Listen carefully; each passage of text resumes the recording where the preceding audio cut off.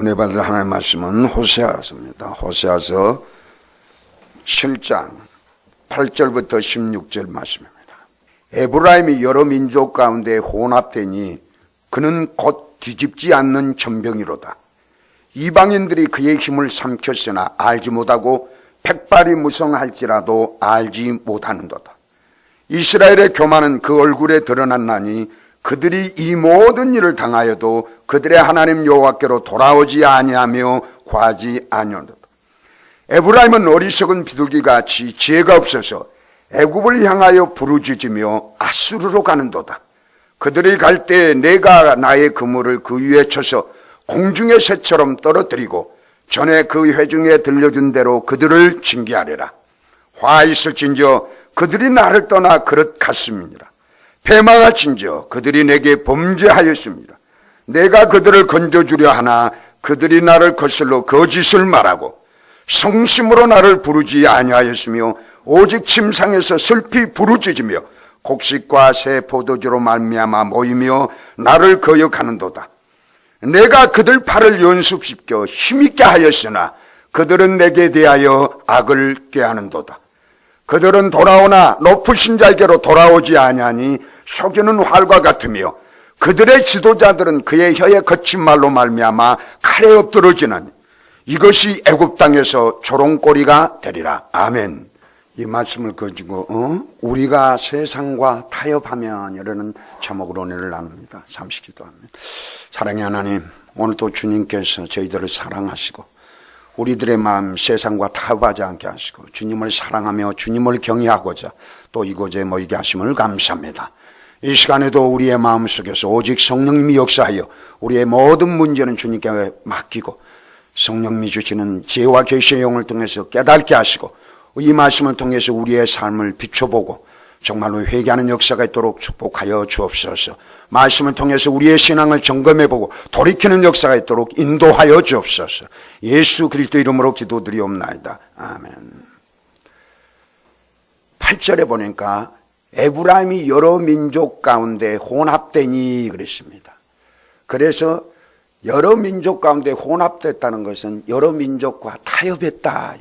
그래서 이 말씀을 통해서 우리가 신앙생활할 때 세상과 타협하면 그런 제목으로 은혜를 나눠보기로 합니다.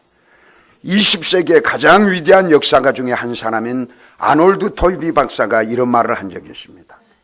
모든 역사는 껍질을 벗기고 핵심으로 파고 들어가 보면 결국 영적인 것이다.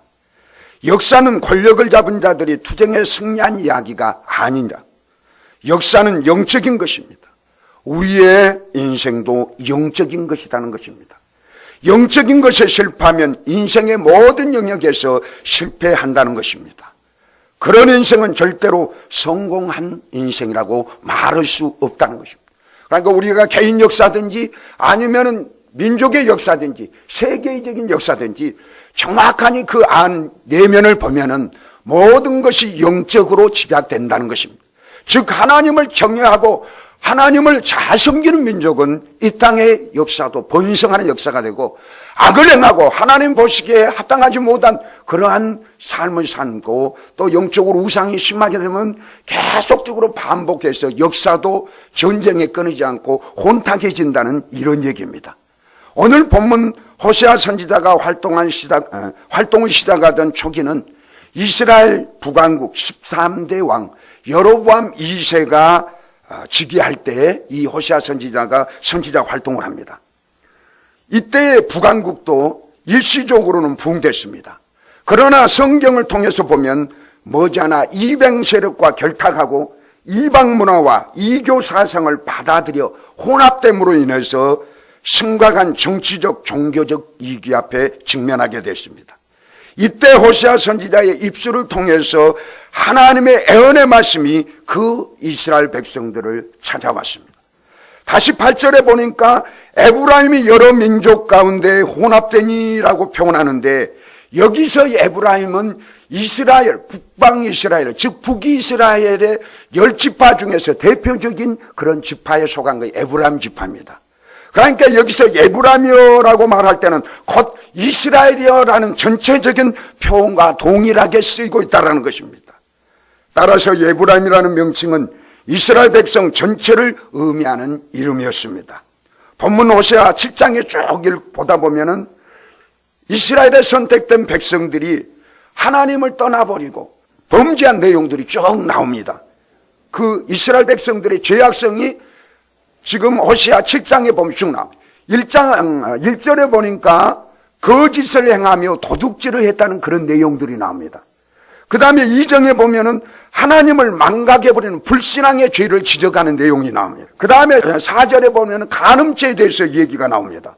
그 다음에 5절에는 음주와 오만함에 대해서 지금 얘기하고 있습니다. 그 다음에 7절에는 계속적으로 왕권 다툼을 하다 보니까 살인을 저지른 살인죄 얘기가 나옵니다. 8절에 보니까 타협하고 우상숭배의 범죄가 내용이 나옵니다.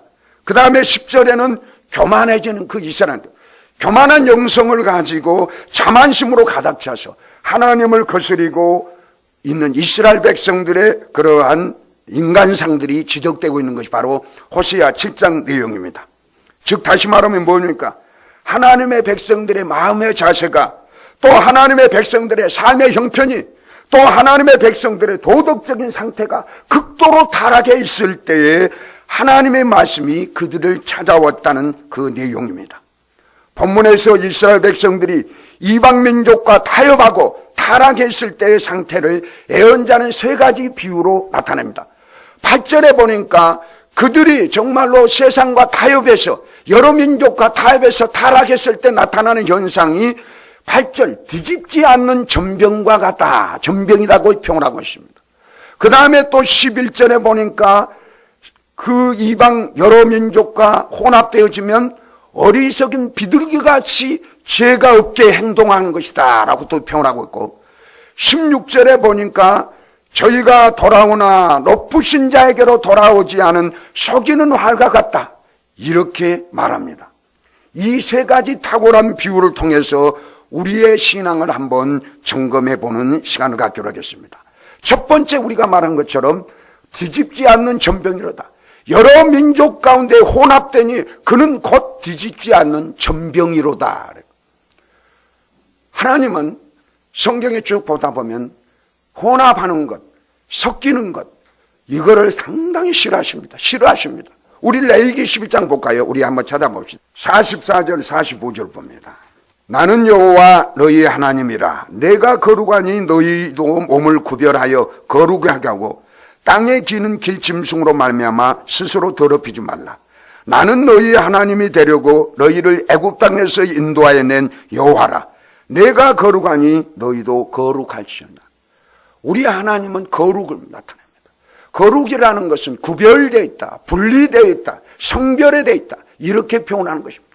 그러니까 하나님께서는 다른 민족과, 즉 하나님과 다른 신들에서 구별되기를 원한다는 것, 거룩해지기를 원한다는 것을 우리에게 말합니다. 하나님의 속성은 혼잡하는 것, 혼합하는 것, 이것을 싫어하신다고 그랬습니다.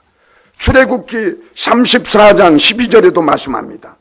너는 스스로 삼가 내게 들어가는 땅의 거민과 언약을 세우지 말라. 그들이 너희 중에 올무가 될 거나. 너희가 가나안 땅에 들어가면 너희는 하나님만을 믿는 신실한 그러한 신앙을 가져라.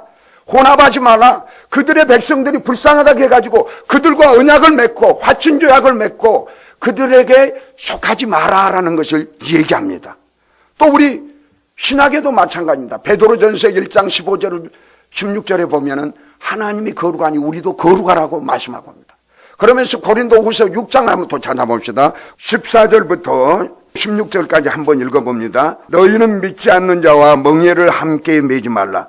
의와 불법이 어찌 함께하며 빛과 어둠이 어찌 사귀며 그리스도와 벨리알이 어찌 조화되며 믿는 자와 믿지 않는 자가 어찌 상관하며 하나님의 성전과 우상이 어찌 일치가 되리요.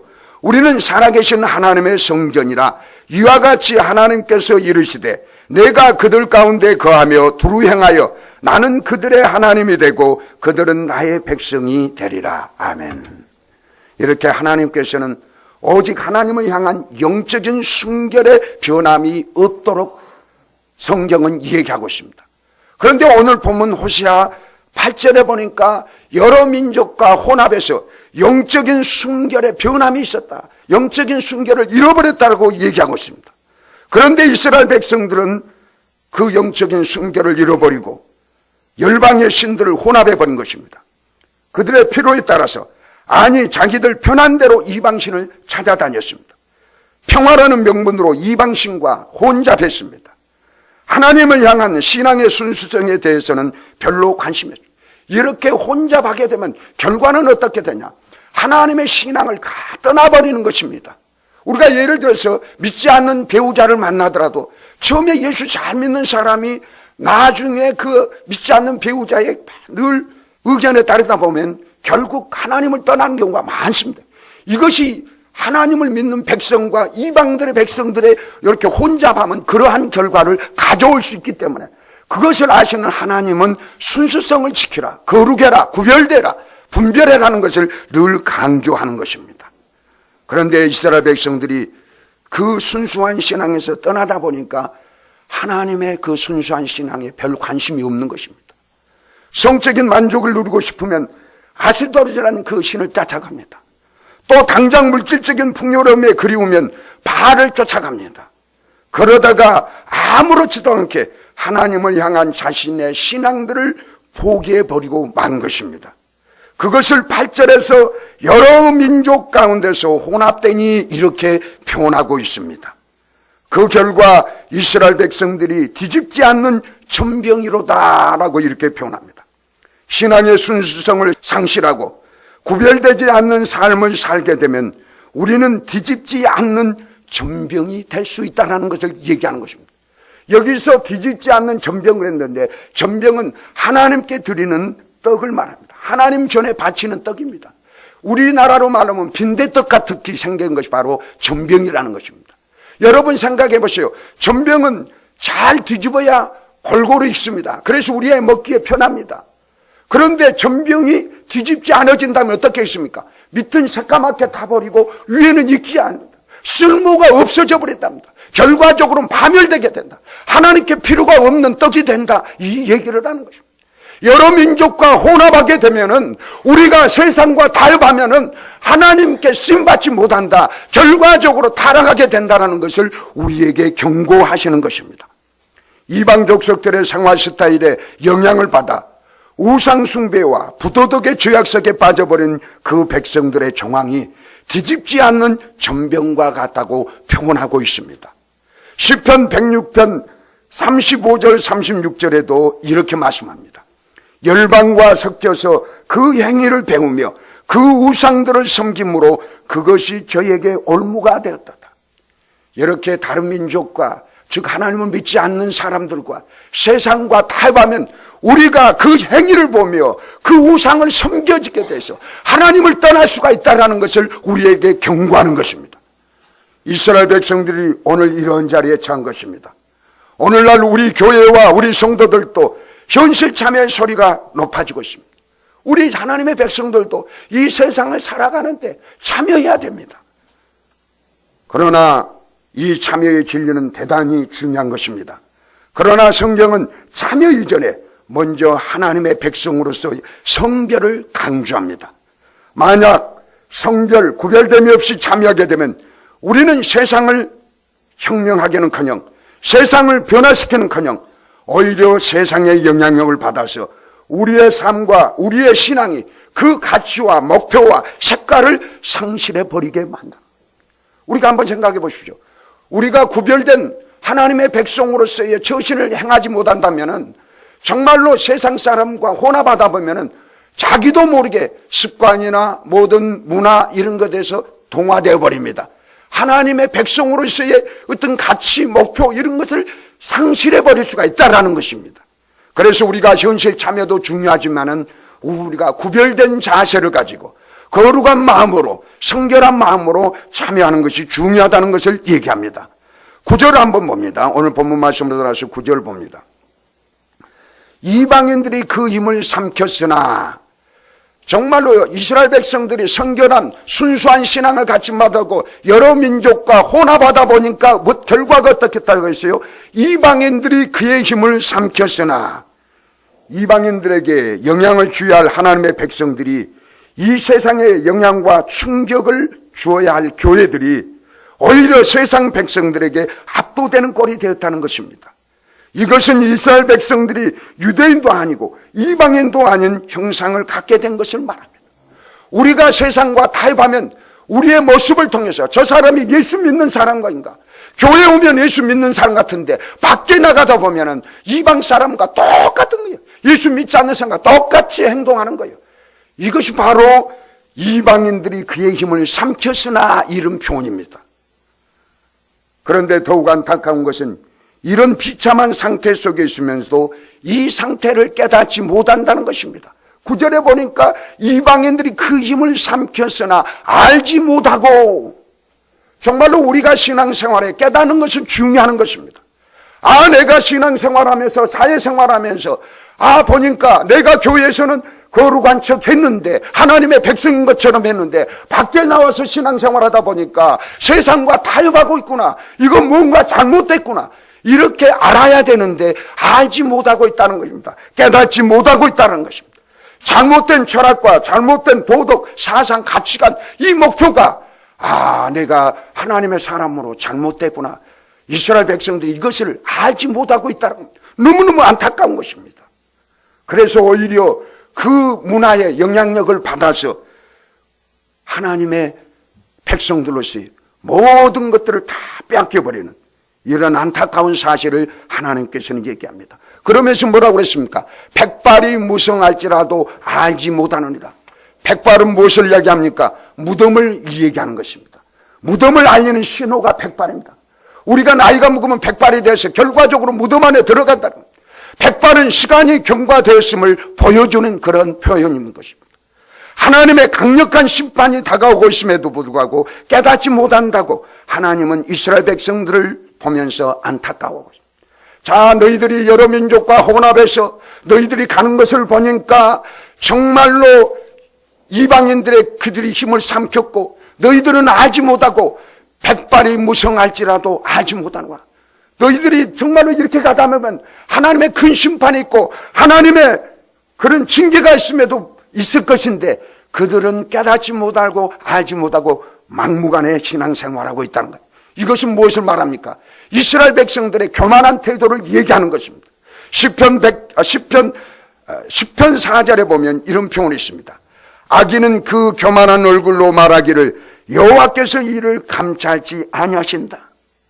악인들은, 마음이 둔한 자들은, 깨닫지 못한 자들은 그들의 행위가 옳고 그런지를 알지 못한 거예요. 그러면서 여호와께서 자세히 우리를 살필지 못한다. 괜찮다. 우리가 원하는 대로 하자. 우리 생각이 맞다. 그러면서 자기 신앙을 고집하고 나아가는 것입니다. 이것이 바로 하나님은 악인의 교만한 얼굴이라고 표현하고 있습니다. 10절에도 말씀입니다. 10절 우리가 봅시다. 이스라엘의 교만은 그 얼굴에 드러났나니 알지 못하고 깨닫지 못하고 자기들이 심판의 대상이 징계의 대상이 되면서 알지도 못하고 그들 이스라엘 백성과 여러 민족과 혼잡해서 지금 나아가고 있다는 것입니다. 그러다 보니까 교만하다 보니까 여호와께로 돌아오지 아니하며 하나님께 구하지 아니하구나. 너무 하나님의 심정에서 보면은 안타까운 것이에요. 그들이 깨달아서 하나님께로 돌아오기를 원하는데 정말로 나는 안 되느나 우리 힘으로는 안 되냐, 하나님 도와주세요, 이렇게 구함에도 불구하고 구하지 않다고, 즉 교만하다고 얘기하고 있습니다. 한 발은 세상에, 한 발은 하나님께 두고 방황하던 많은 백성들이 하나님과 바알신 사이에서 선택을 강요받을 때마다 머뭇머뭇거립니다. 오늘은 하나님, 내일은 바알신에게로 전전했던 것처럼 오늘도 여전히 하나님과 세상의 이 이중 구조적 신앙을 탈피하지 못하고 있는 성도들이 너무너무 많습니다. 이스라엘 백성들이 실패한 것은 이렇게 여러 민족과 혼잡했기 때문에, 즉 하나님을 섬기면서도 다른 신들을 섬기고 같이 연합했기 때문에 실패했다는 것입니다. 우리가 신앙생활에 실패할 수 있는 것은 하나님을 섬기면서도 세상 문화 속에 동화될 때 우리는 하나님이 원하는 신앙으로 나아갈 수 없다라고 얘기하는 것입니다. 결국 하나님과 세상을 같이 바라보려는 이중구조적인 신앙은 아무것도 얻지 못할 것입니다. 그리고 하나님도 세상도 동시에 기쁘시게 할 수 없을 것입니다. 성경은 이런 성도를 가리켜 영적인 음행과 간음에 빠져 있다고 말합니다.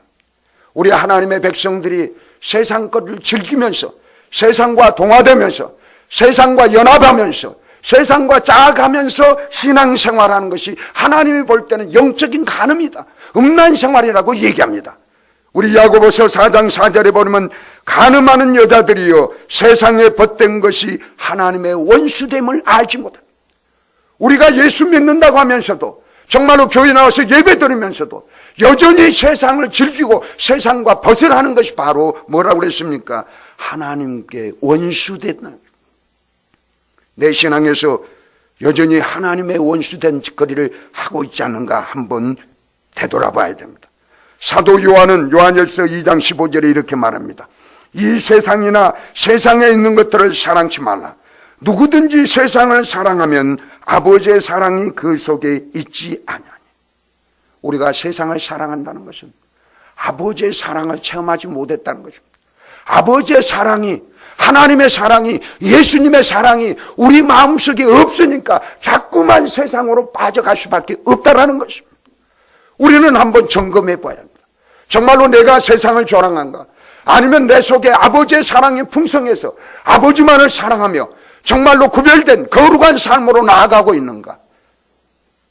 바울은 또 이렇게 얘기합니다. 로마서 12장 2절에 너희는 이 세대를 본받지 말고 오직 마음을 새롭게 함으로 변화를 받아 하나님의 선하시고 기뻐하시고 온전한 뜻이 무엇인지 분별하도록 하라. 우리 청소년들 한번 봐보세요. 정말로 남이 유행이니까 이 세상 따라가서는 안 됩니다. 정말로 영적으로 구별할 때서 아니랄 것은 아무리 친구들이 나를 완타시킬지라도 거기에 따라가면 안 됩니다. 이 세대를 본받지 말라는 것입니다. 하나님 볼 때에 거룩한 길이 아니면 가지 마시기를 바랍니다. 친구 따라 강남 가면 망하게 되십니다. 남들이 하니까 유행이니까 이 세대를 본받다 보면 우리가 신앙을 빼앗길 수 있다는 것입니다. 너희는 이 세대를 본받지 말고 오직 마음을 새롭게 하는 변화를 받아서 하나님의 선하시고 기뻐하시고 온전한 뜻이 무엇인지 분별하도록 하라고 명령하시는 것입니다. 그렇습니다. 지금까지 우리 신앙이 세상과 혼합되어 뒤집지 않는 전병과 같았다면 이제 우리는 전병을 뒤집어야 합니다. 전병을 불에 구우려면 뒤집어서 전체로 구워야 합니다. 그리고 때를 맞춰서 뒤집어야 올바르게 구워질 수 있습니다. 너무 늦어버리면 이 떡은 쓸모없이 되어버리고 말 것입니다. 때를 맞추어서 삶을 우리는 뒤집어야 될 줄 믿습니다. 내 삶의 시간이 하나님이 내게 손을 대시기에 또 하나님이 나를 변화시키기에 너무 늦었다고 선언하기 전에 내 삶을 뒤집을 필요가 있습니다. 성경은 우리에게 절실한 회개를 요청하고 있습니다. 문이 닫혀버린 잔치집 밖에서 미련한 5 처녀들이 문을 두드리며 통곡했던 모습을 우리는 되풀이해서는 안 됩니다. 아직 시간이 있을 때, 아직 내가 회개의 기회가 있을 때, 내 삶을 고칠 수 있는 교정의 기회가 있는 이 순간에 우리의 삶을 뒤집어야 합니다. 그러나 뒤집지 않는 성도들이 얼마나 많습니까? 내 삶이 시커멓게 타들어가면서도 쓸모없는 삶 속으로 굴러떨어져 들어가면서도 하나님의 심판과 하나님의 파멸을 향해 들어가면서도 우리의 삶을 뒤집지 않으려고 고집하는 사람들이 너무 많습니다. 오늘 우리는 이 말씀을 보면서 내가 뒤집지 않는 전병이 되어졌는가 한번 돌이켜보는 시간을 가져야 될 줄 믿습니다. 두 번째, 우리 11절에 봅니다. 11절 봅니다. 에브람은 어리석은 비둘기같이 지혜가 없어서 애굽을 향하여 부르짖으며 아수르로 간다. 우리가 세상과 타협하면 이렇게 어리석은 비둘기같이 지혜가 없어서 결과적으로 파멸로 가게 된다는 것을 얘기하는 것입니다. 비둘기는 평화를 상징합니다. 그러나 어리석은 새를 표현하는 것은 비둘기는 다른 새들은 새끼를 잡으러 가면 막 어미가 공격해 옵니다. 새끼 못 잡아가게. 그런데 비둘기는 멍하니 가만히 바라만 보고 있다는 것입니다. 이것이 바로 소중한 자기 새끼를 빼앗김에도 불구하고 그냥 반응하지 않고 그대로 있다는 것. 그래서 어리석은 비둘기로 표현한다고 합니다. 그렇습니다. 우리가 세상과 타협하면 가장 소중한 천하보도 귀한 내 영혼이 사단의 꼬임에 나가서 정말로 사단의 미끼에 빠져서 우리가 지옥에, 즉 하나님의 심판에, 멸망의 파멸로 들어갈 수 있다라는 것입니다. 신앙이 가져야 할 자리는 어디입니까? 바로 하나님의 은혜의 보좌입니다. 이곳에는 갈 데가 없습니다. 그런데 하나님께로 돌아오는 대신 이스라엘이 취한 행동을 바라보십시오. 그들이 정말 어려움이 있을 때 하나님께로 돌아와야 되는데 그들은 11절에 보니까 어디로 향했다고 그랬습니까? 애굽을 향하여 부르짖으며 하나님 앞에 나와서 부르짖어 도움을 구해하는데 그들은 하나님 앞에 나오는 대신에 애굽을 향하여 부르짖었다고 얘기하는 것입니다. 그리고 또 어떻게 했습니까? 아수르로 몰려가기도 했다라는 것입니다. 그래서 그 결과가 12절 그들이 갈 때에 내가 나의 그물을 그 위에 쳐서 공중의 새처럼 떨어뜨리고 새가 날아갈 때 위에서 그물을 떨어뜨리면 어떻습니까? 결과적으로 잡혀 죽게 돼 있습니다. 멸망당하게 돼 있습니다. 그러면서 13절에 화했을진저 그들이 나를 떠나 그릇갔습니다. 패망하진저 그들이 애굽으로 가서 아수르로 가서 도움을 구했기 때문에 그들의 결과는 패망할 수밖에 없었다는 것을 얘기하고 있습니다. 그렇습니다.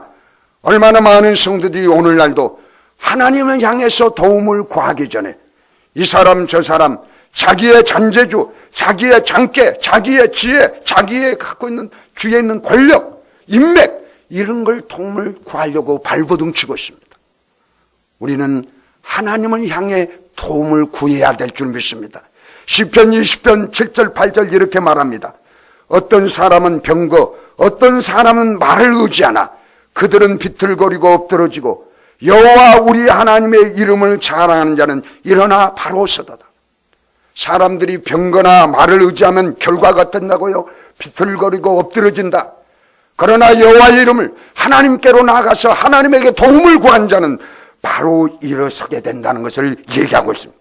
시편 121편 1절 2절 내가 산을 향하여 눈을 돌리라. 나의 도움이 어디서 올꼬 나의 도움은 천지를 지으신 여호와께서라다. 우리의 도움은 천지를 지으신 하나님께로부터 오게 된다는 것입니다. 그래서 우리가 구할 것은 하나님 예수의 이름으로 기도하라는 것을 얘기하는 것입니다. 또 하나님의 사람이 어떻게 사야 하는지 미가서는 이렇게 적고 있습니다. 미가서 5장 7절에 보면 야곱의 남은 자는 많은 백성 가운데 있으리니 그들은 여호와께로부터 내리는 이슬 같고 풀이에 내리는 단비 같아서 사람을 기다리지 아니하며 인생을 기다리지 아니할 것이며 하나님의 사람 야곱의 남은 자들은 사람이나 인생을 기다리지 않는다는 것입니다. 거기에 자기의 인생을 걸고 살지 않는다는 것입니다. 사랑하는 성도 여러분, 여러분은 누구를 기다리며 지금까지 살아가고 계십니까? 누구를 바라보며 살아가고 있습니까? 무엇을 절박하게 기다리고 있습니까? 사람을 의지하고 또 세상과 타협하면 어리석은 비둘기처럼 파멸로 돌아간다는 것입니다. 우리가 갈 곳은 하나님께로 돌아오라는 것입니다. 하나님께로 돌아가야 우리가 살 수 있다는 것입니다. 14절을 또 봅니다. 오늘 본문 14절 성심으로 나를 부르지 아니하였으며 오직 침상에서 슬피 부르짖며 곡식과 포도로줄 말미암아 모이며 나를 거역한도다. 여기서 성심으로 주를 부르지 않았다는 것은 참 마음으로 진심으로 전심으로 마음을 다해서 하나님을 찾지 않았다는 것입니다. 하나님을 찾은 것 같은데 그들의 마음속에는 진정성이 없었다는 것을 얘기하는 것입니다. 또 오직 침상에서 슬피 부르짖으며 여기서 부르짖다 이 표현은 우리가 하나님 앞에 기도하고 회개하는 부르짖음이 아니라는 것을 얘기하는 겁니다. 절망 속에 통곡하는 소리라는 것입니다. 이 통곡의 소리는 하나님을 떠난 자신의 모습을 되돌아보면서 통곡하는 회개의 소리가 아니라는 것입니다. 이 소리는 무엇입니까? 내가 이렇게 실패했다는 그 실패감 때문에 통곡하는 거예요. 내가 물질을 잃어버렸다는 그 산실감 때문에 통곡하는 거예요. 이제 사업에 파산했기 때문에 앞날을 걱정하는 두려움 때문에 통곡하는 거예요. 이것은 같은 통곡일지라도 회개가 아니라는 것입니다. 하나님 앞에 바로 서 있어야 할 그 자리에 서 있지 못하는 사실 때문에 우는 것이 아닙니다. 이 잘못된 물질적인 동기 때문에 눈물을 흘리는 것입니다. 이런 눈물은 하나님과 아무런 관계가 없습니다.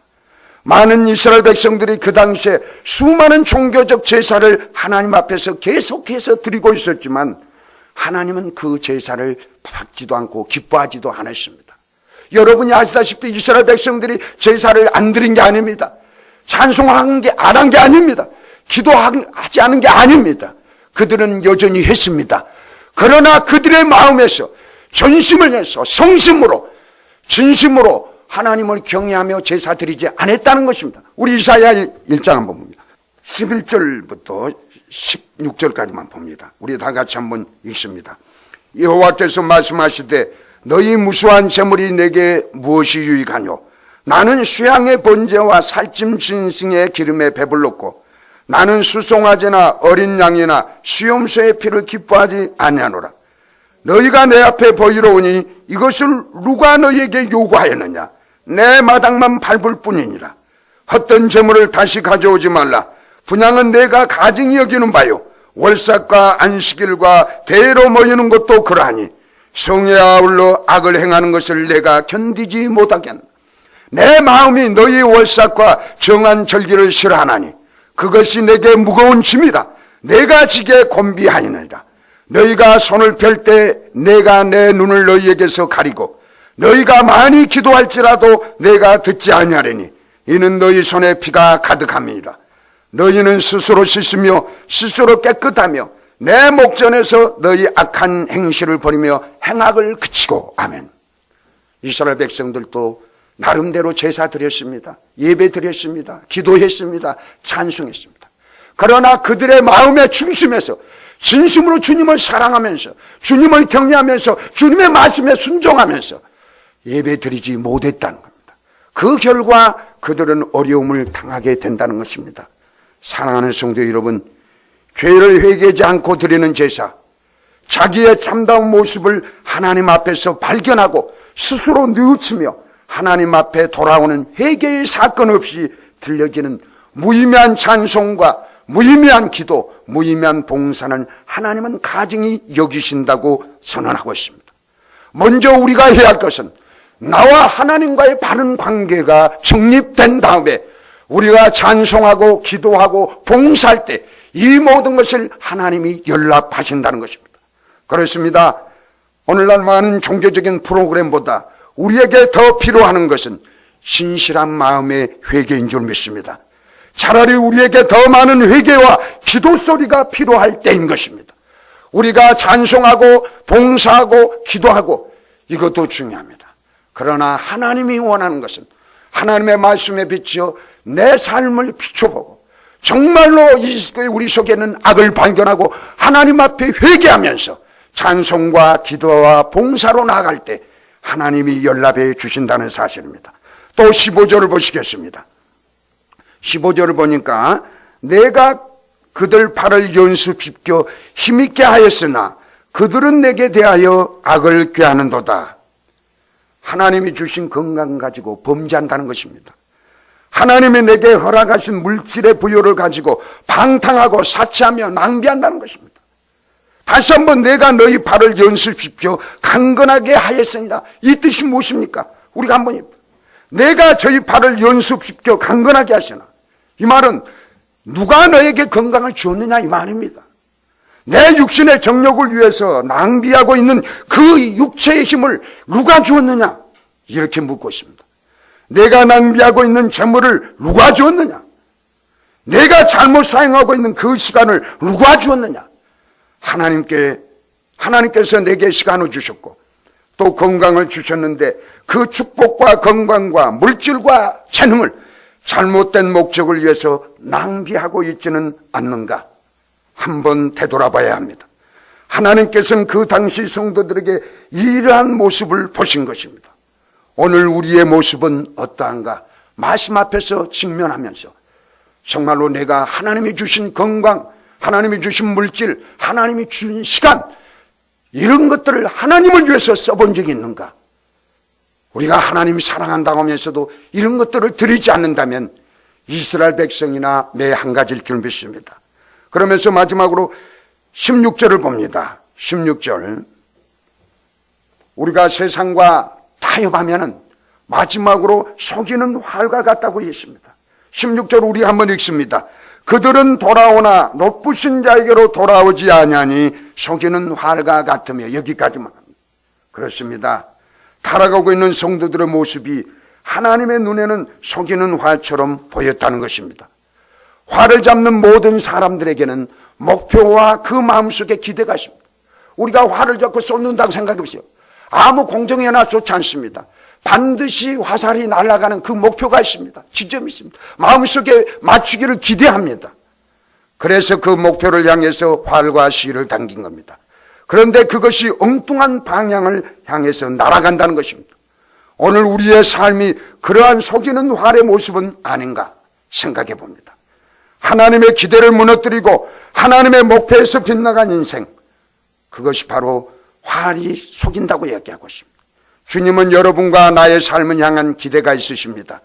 기대가 있어 우리를 이 세상에 태어나게 하셨습니다. 그런데 이 하나님의 목표와 기대, 나를 향한 하나님의 소원을 벗어나 엉뚱한 방향을 향해서 달려가는 우리의 모습은 아닌가 한번 생각해 볼 필요가 있습니다. 또 16절에 이렇게 말합니다. 하나님의 안타까운 심정을 지금 호소하고 있습니다. 뭐라고 합니까? 돌아오나 높으신 자에게로 돌아오지 아니하니. 지금 돌아온 것 같은데 진실로 높으신 자, 하나님, 전능하신 하나님 앞에로 진정으로 돌아오지 못했다는 것입니다. 이 말은 뭐입니까? 참된 회개는 무엇이냐? 우리가 반성하는 것과 회개는 틀린 줄 믿습니다. 내 삶을 고쳐야겠다. 내 삶을 하나님이 원하는 방향으로 뒤집어야겠다. 이것이 바로 회개인 것입니다. 정말로 회개는 그냥 반성과, 아까도 말했지만 반성 같다는 겁니다. 반성은 뭐냐? 안 됐다. 내가 좀 더 새롭게 해야겠다. 이렇게 하는 것이 반성입니다.